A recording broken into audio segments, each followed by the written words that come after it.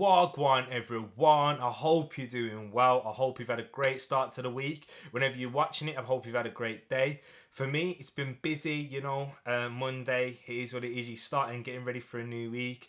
Had a busy day at work today, had quite a few things to get done. Went to the gym as well, good push day, trying to get myself in better shape. Gotta put this content out, gotta let you guys eat, This is a big plate for you gotta eat from. Look at the size of this head, you know what I mean? You won't be seeing a head this big on YouTube. But yeah, gotta get this video out. It's a bit of a rushed one. I'm probably not even gonna edit this video, so I'm just gonna go fly through. There'll be a lot of mistakes, trust me guys. I'll be stuttering a lot, I'm used to breaking up these videos a lot better, but I'm getting used to this game. I'm brand new to it, so you know what I mean. We just gotta keep plodding on and keep pushing forward. So the outline of this video, so the topic of this video is Arsenal's Premier League predictions by myself, and in this video I'm going to be talking about where I believe Arsenal are going to finish this season, who the key player is, if Arsenal are going to have a successful season, Arsenal's top goal scorer, and finally, yes, Arsenal's breakthrough player for this season. Sorry if I keep looking down, guys. Got my laptop on me right here. I've got my notes so I can just carry on with this video and push on. I'm also going to be doing this for all 20 Premier League teams as well. This is just a little taster for you guys, just something to get out there, something to look forward to. I hope those videos are going to be a lot better in terms of the editing and structure, and I think I'll go into a bit more detail as well into these things. I might add a few little graphics, as I said, I'm new to this game, I need to get used to it. I've had a few suggestions already on how to improve, and guys, keep smashing the like button, yes, and keep putting through those suggestions as well, because I'm trying to improve this channel to the best of my ability. I want to make sure the quality of my content is high. I want to be putting out that top content, because that's what keeps people around, and that's what gets more subscribers, and I hope to touch more people and people enjoy my opinions. So, or find it insightful, or if you don't enjoy it, you disagree with it, let me know, because you know what, it's an opinion-based game, what we've got right here. So, yeah. So yes, I will be doing all 20 Premier League teams. First part will be coming out on Wednesday. So that's going to go from prediction, I'm going to go from 20 up to 11th. And then on the second part on Thursday, I'm going to go from 10th to 1st. So yes, in the first part, you'll see who I think will get relegated, who's going to be close to getting relegated, and who will be in mid-table obscurity.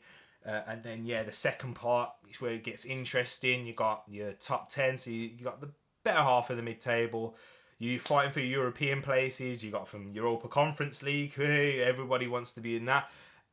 Europa League as well. Hey, everybody wants to be in that. I mean, well, my team's not in it, the team that I'm going to discuss, or the Conference League, so I can't really be taking a mick out of that. Eat some humble pie. And the Champions League, of course, who I think is going to make it in the Champions League, and of course the big one, who's going to win the league. So everybody's got their predictions out there, I'm sure, and you're gonna have your thoughts, so put your thoughts in the comments section below each of those videos. So first part, just to reiterate, Wednesday 20th to 11th, Thursday 11th, 10th to 1st. Yeah, sorry, got mixed up. So, I'm going to start off this video with Arsenal's key player. I'm going to get to the position last. I'm going to get that watch time up. Make sure you stay tuned for that. You might just skip ahead. Shh, don't do that. I didn't say that. But yeah, Arsenal's key player for this season, in my opinion, if we're going to have a successful season, this player is the one that needs to perform. Thomas Partey. Yes. That's the player who I believe that really needs to step up now in this season. It's his second season at the club. He should, in my opinion, I feel like he struggled last season, and I feel like there's quite a few factors to that. So one of them was injuries, of course. He came in, he suffered a couple injuries last season, and for Thomas Partey, yeah, if you looked at his career in terms of injuries, he never suffered an injury before he joined Arsenal.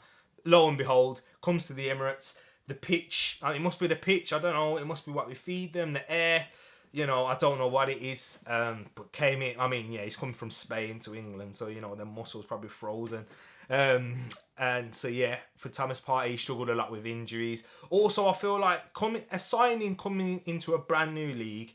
I know, yes, some performed, but I feel like it is difficult to come in, especially during a pandemic where I didn't think he was really be able to settle. Yes, you might just think I'm making excuses, but you know what, guys? I think all of us struggled in the pandemic with lockdown and everything. In this country that we've all lived in, wherever you are across the world, everybody struggled mentally, physically as well, not being able to go to the gym. Those of you who worked out during it, big props to you for doing that, because I couldn't do that. I think I gained a little bit of weight. Trying to lose all of them lockdown pounds. It's a bit difficult because I'm enjoying myself this summer. But back to the video anyway. Yeah, I feel like Thomas Partey struggled with that, struggled with injuries, also struggled because Arsenal's team was shocking. It was poor last season, especially when he came in. We didn't have no Odegaard, who we needed a cam. Emile Smith-Rowe didn't break through yet. There was a lot of problems at Arsenal, and it's not the best environment to come in with all of those factors given. He was playing with a poor Arsenal team, as I said. The defence was poor. We couldn't create an attack. There was a lot of onus on him to attack as well as defend as well, because his midfield partner Granit Xhaka isn't the quickest or the most mobile. So yeah, a lot was expected from Thomas Partey. I thought he was going to be the transformational midfielder. I thought he was going to take us into the top four. Lo and behold, I couldn't have been more wrong, really. So yeah, for this season though, he smashed it in pre-season until he picked up that injury against Chelsea, which I'm hoping and praying that it isn't as serious as first thought. I mean, I think the scans came out, the scan results, and he should be coming in after the Chelsea game. So yeah, hopefully he's back for the Chelsea game. You know, he's a quick recoverer from injuries, Thomas Partey. He's come ahead of schedule twice already from injuries. We rushed him back for that Spurs game. Yeah, horrible. Yeah, when Arteta pushed him on, pulled that hamstring. Yeah, I'm sure you remember that. Yeah, I don't want to talk about that anymore. But yeah, so yeah, Thomas Partey, with how dynamic he is in the midfield, he's got a lot to his game. I think he's got a lot to prove as well. I think we might see more goals from Thomas Partey in the Premier League this season, you know. He scored quite a few goals for Ghana. I know he didn't really score much at Atletico Madrid, but I feel like the system that Atletico Madrid play, it's really hard for their non-attackers to be scoring goals, because they do play a rigid 4-4-2 formation where the two centre mids, quite with the defensive way that they play, you will see them with two banks of four a lot of the time and then counter-attacking a lot. So it's hard for the centre midfielders to really go and push on and grab and score goals. A lot of their goals come from obviously the two strikers that they play, and from the wingers as well, and then from set pieces. So yeah, Thomas Partey didn't really score many goals for Atletico Madrid, but if you look at his international record for Ghana, I mean, I'm not sure what it was, but I remember the last time I checked, he scored something about 10 goals for Ghana in 30 appearances, something like that. That's not bad. 1 in 3 for a centre midfielder, you know. That's quite impressive at international level. I know the level in probably the African teams that he's playing isn't the same level he's playing at Spain or in England, but it just shows that he's got an eye for goal, and when he pushes forward, yeah, last season his shots weren't the greatest, but as I said, I feel like he wasn't fit. He wasn't adapted to the Premier League style. That's another factor as well. But now this season, in pre-season, he looks sharp. He looks a lot fitter. His shooting's gone a lot better as well. He's hit the post and bar a couple times. He's taking free kicks. With Thomas Partey, I think you're going to see his game jump up to the next level. So, yeah, I spent a lot of time talking about Thomas Partey there, so I'm going to move on quite quickly. My top goal scorer, it's actually not who you're going to think I'm going to mention. You know, it's not Lacazette, and it's not Aubameyang either. I think our top goal scorer this season, and I think he's going to have a big season as well. Not quite breakthrough, because I feel like last season could have been that for him, but it's Nicolas Pepe.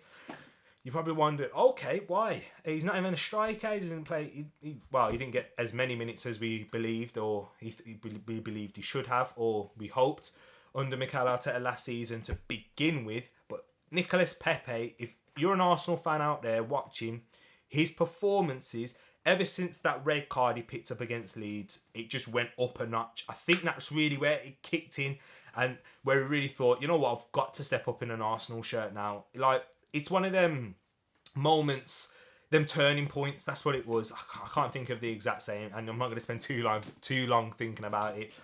But that was a big moment for Nicolas Pepe, and he played against Dundalk in the Europa League. He scored. He got man of the match. That was his first game as well since that red card.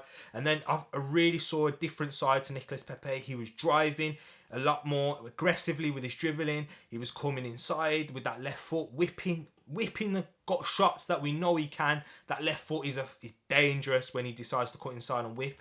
Ask Man United. They've seen that. When it was pulled back from Kolasinac that 2 seasons ago. I think it was Mikel Arteta's first win at the Emirates as well. So yeah, I mean, he tore Luke Shaw a new one.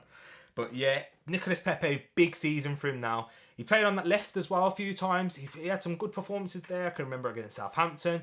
He scored a beautiful goal against Wolves with his right foot as well. So yeah, Nicolas Pepe ended the season on fire last season. I don't know the specific statistics or the goals.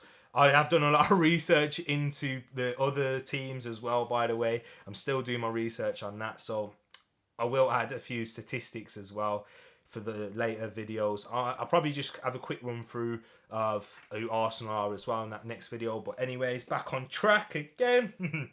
Yeah, Nicolas Pepe, who I predicted to be the top goal scorer.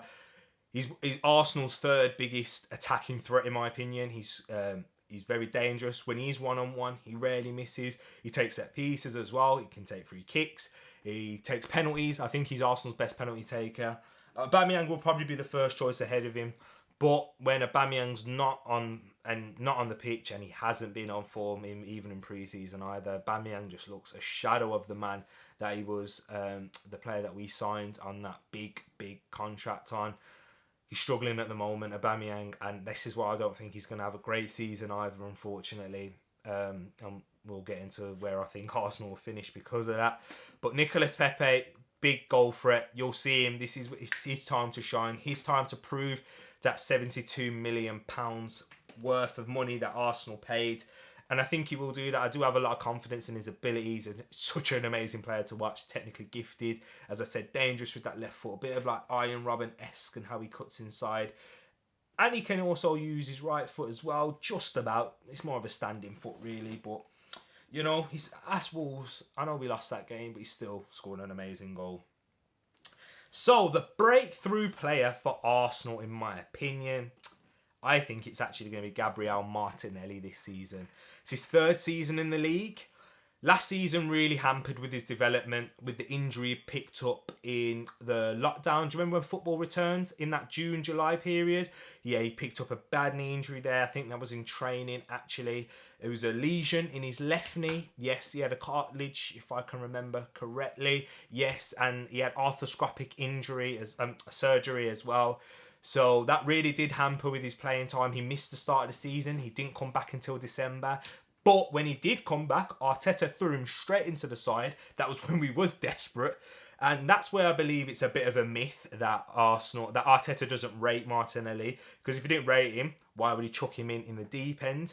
And the only reason Arteta took him out is because he picked up not one, but two injuries after that. He picked up an injury against Man City where he hurt his ankle, where Stefan came out, I remember, and took him out on his ankle. And he also picked up a little knock-in warm-up on his ankle as well. And he missed a couple of weeks because of that. And I feel like the injury from before and all the time that he missed out kind of led him up to pick those injuries quite quickly. And, you know, because he's been out of the game, he wasn't even training for ages.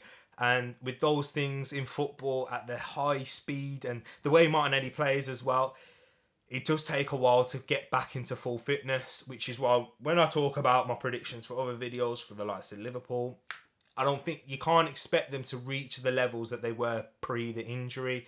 In terms of fitness, maybe in terms of ability, yes, but in terms of fitness levels, it's going to be a lot harder, and they're not going to be at their physical peak. It does take a long time after an injury like that.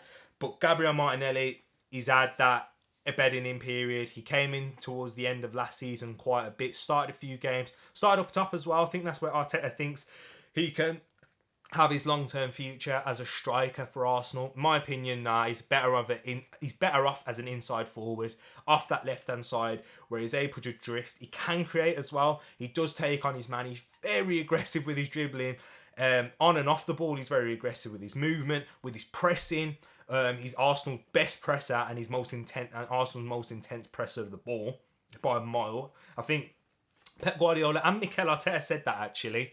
When Arsenal lost 3-0 to Man City and he caused a big... We nearly scored within the first minute because of Martinelli's pressing, I remember that. But yeah, Martinelli, Arsenal fans love him, and there's so many reasons. He's got them South American intangibles, as I said, with the pressing. He plays like a street footballer. He plays with his heart, and he leaves everything on that pitch as well. He's Arsenal's fourth biggest goal threat as well, behind Lacazette, Aubameyang, and Pepe. Oh, honestly, Martinelli, big season for him, and I can see him coming in on that left-hand side at points in the season, and I think he'll become a starter as well. Yep, I think you'll see that it'll be Saka and Pepe having a lot of interchange on that right-hand side, but Martinelli, with the way he plays, and I think Arsenal will settle in this season and really begin to shine. This is the time for Martinelli to prove to Arteta that his game has developed a lot. He has the maturity in his game to make the right decisions going forward in the final third, take that opportunity when he gets it. He can score with his left, right and head. Martinelli, brilliant top player.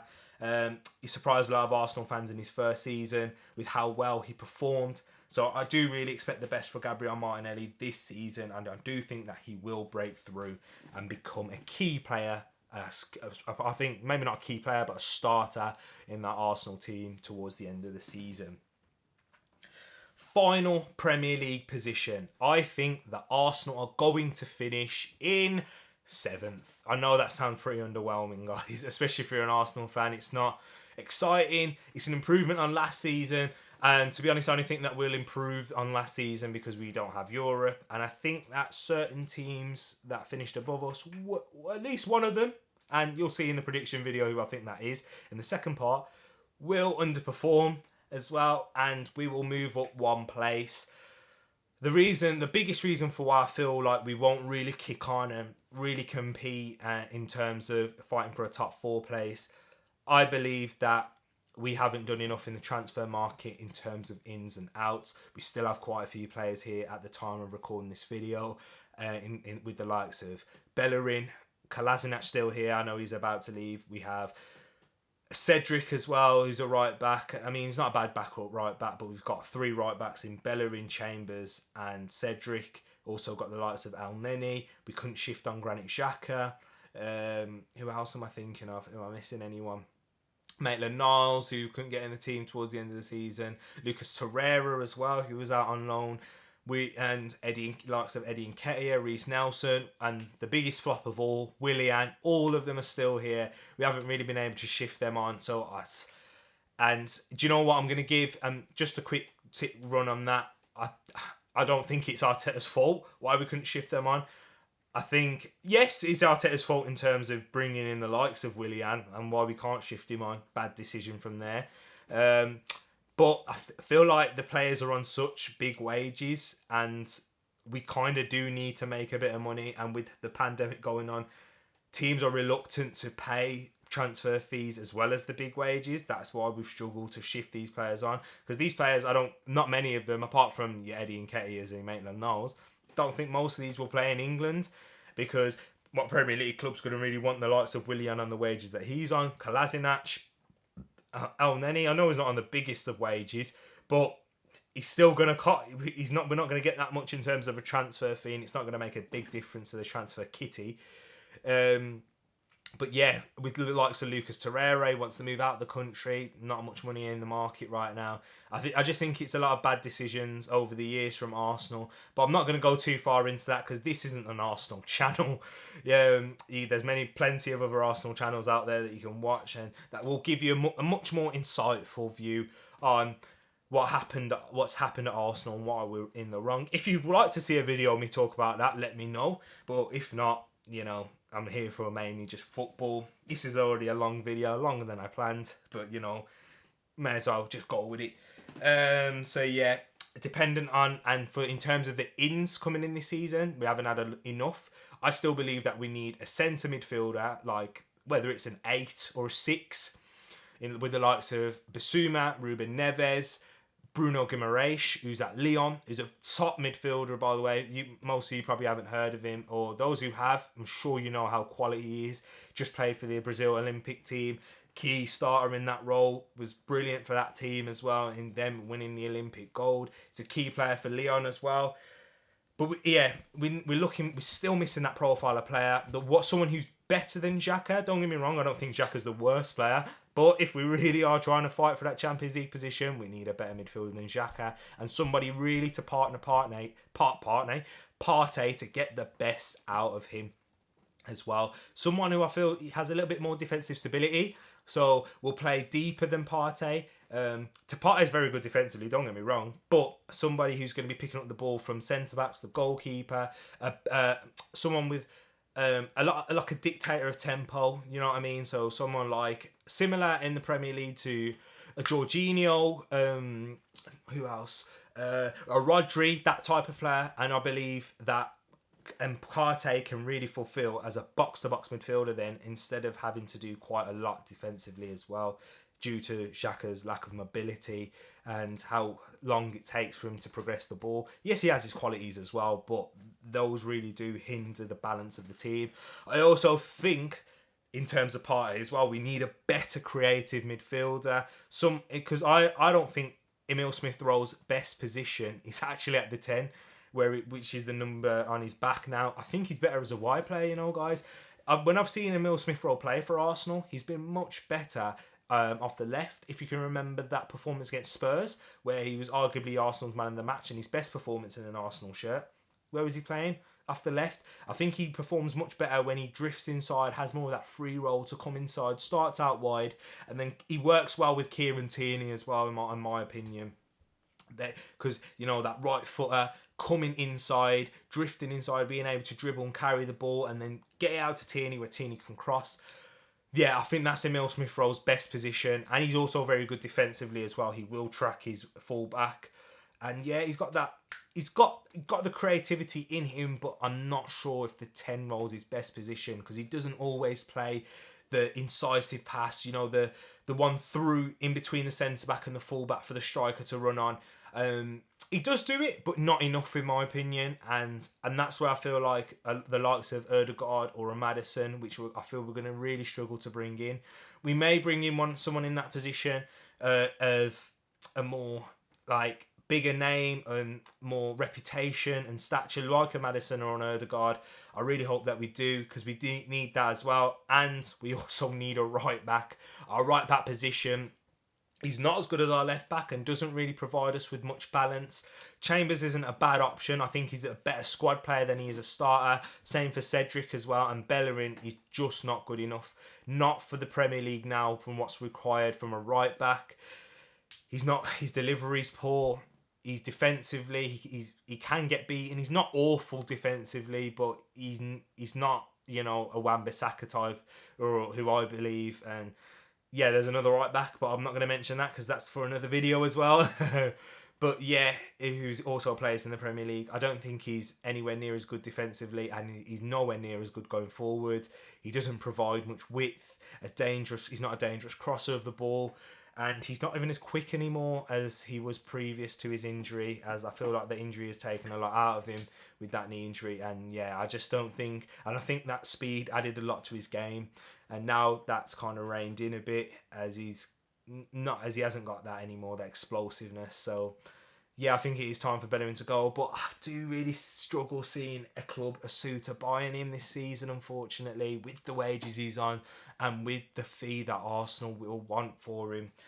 I know to Arsenal fans, you've heard all these things before, but I don't think Bellerin will go. If he does go, I'll be happy.